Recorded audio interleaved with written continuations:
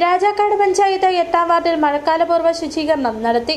Ward member Joshi Kanyakuzhi ഉദ്ഘാടനം നടത്തി.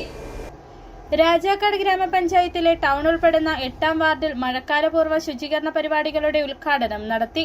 വാർഡിലുള്ള വെള്ളക്കെട്ടുകൾ ഒഴിവാക്കാനുള്ള നടപടികൾ സ്വീകരിക്കുക, റോഡിലേക്ക് വളർന്നു നിൽക്കുന്ന ചെടികളുടെ ശിഖരങ്ങൾ മുറിച്ചു മാറ്റുക, റോഡുകളും വീടും പരിസരവും കുടിവെള്ള സ്രോതസ്സുകളും വൃത്തിയായി സൂക്ഷിച്ച് രോഗങ്ങളിൽ നിന്ന് ജനത്തെ രക്ഷിക്കുക എന്നതാണ് ശുചീകരണ പരിപാടികൾ കൊണ്ട് ഉദ്ദേശിക്കുന്നത്.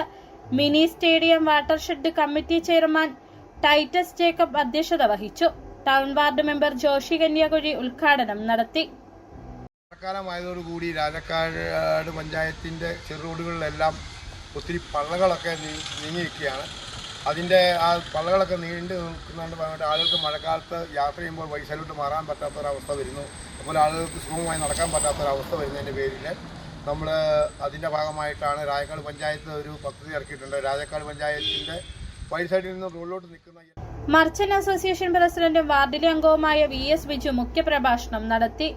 NREG overseer Reenamol Jijo, JPH Vimal Johns, anganwadi അധ്യാപിക PS Bindu, CDS member Mini Surendran, മേറ്റുമാരായ ശ്രീജ പ്രദീപ്, സിജി നോബി, ജിപ്സി എന്നിവർ പ്രസംഗിച്ചു. City vision, Rajakkad.